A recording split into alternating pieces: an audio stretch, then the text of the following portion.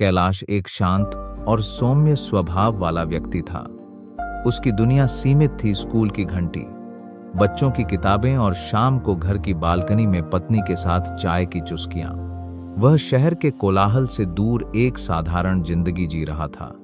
लेकिन उस दिन दोपहर की झपकी से उठते ही जब दरवाजे पर दस्तक हुई तो कुछ अलग सा महसूस हुआ। दरवाजा खोलते ही डाकिया एक मटमैली सी चिट्ठी उसके हाथ में थमा गया। चिट्ठी पर धूल और पुराने वक्त की खुशबू थी।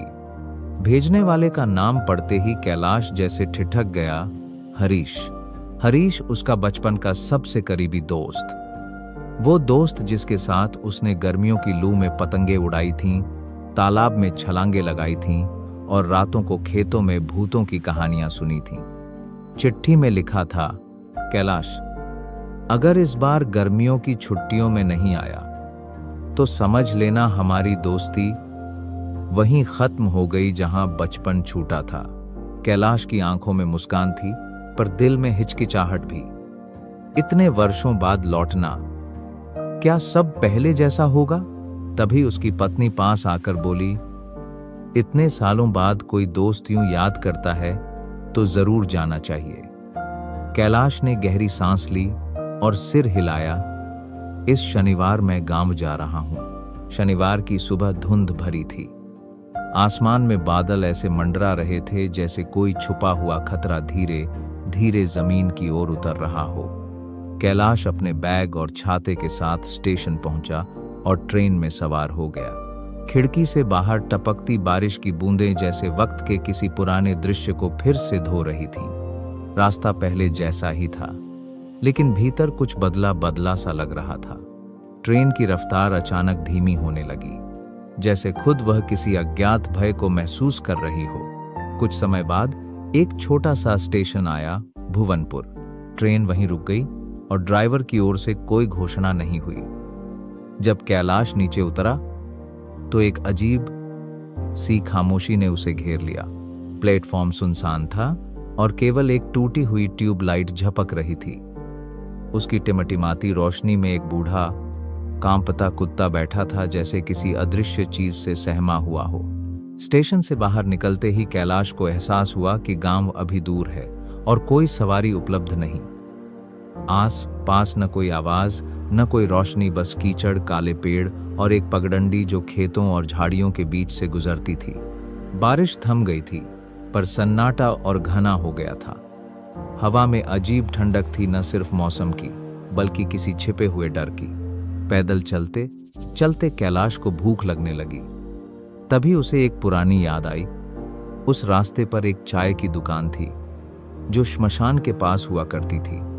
वहां वो और हरीश अक्सर बचपन में चाय पीने जाया करते थे।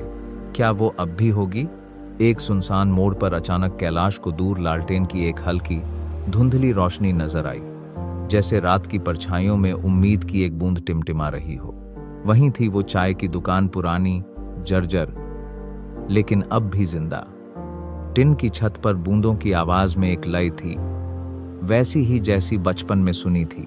कैलाश जब पास गया तो देखा दो आदमी पहले से बैठे थे।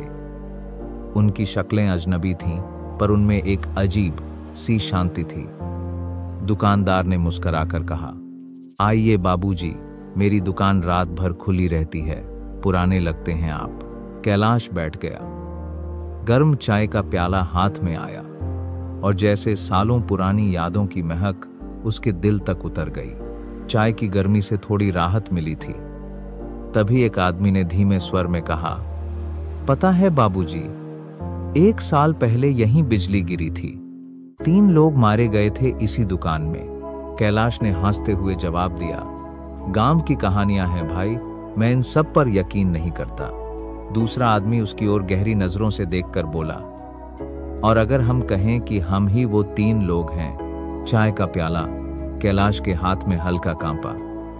दुकान की हवा अब भारी लगने लगी थी, जैसे वक्त रुक गया हो।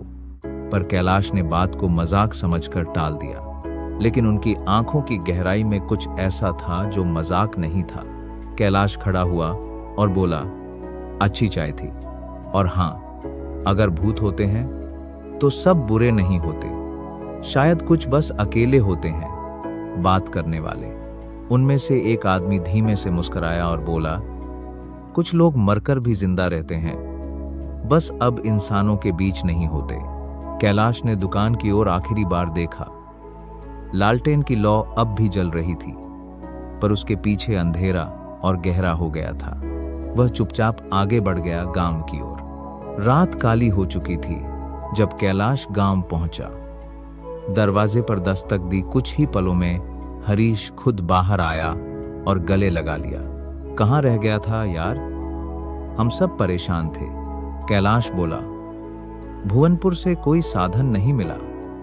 रास्ते में श्मशान वाली चाय की दुकान खुली थी, वहीं बैठ गया था चाय पीने। हरीश का चेहरा जैसे खून सूख गया हो। वह कांपती आवाज में बोला, कैलाश, वो चाय की दुकान 1 साल पहले बिजली गिरने से जल गई थी। 3 लोग मारे गए थे। तब से वो इलाका वीरान पड़ा है। वहां कोई नहीं जाता, कोई नहीं होता। कैलाश का शरीर सुन्न हो गया। उसके हाथ से पानी का गिलास गिरते गिरते बचा। दिमाग में वही 3 चेहरे घूमने लगे, वो मुस्कानें, वो आंखें और वो वाक्य, हम ही वो 3 लोग हैं। तो क्या सच में, क्या वो आत्माएं थीं? उसकी आंखें छत की ओर उठ गईं और कानों में फिर से वो आवाज गूंजने लगी। कुछ लोग मरकर भी जिंदा रहते हैं, कुछ रिश्ते मौत के बाद भी जिंदा रहते हैं, और कुछ दुकानों की चाय में सिर्फ स्वाद नहीं, साया भी घुला होता है।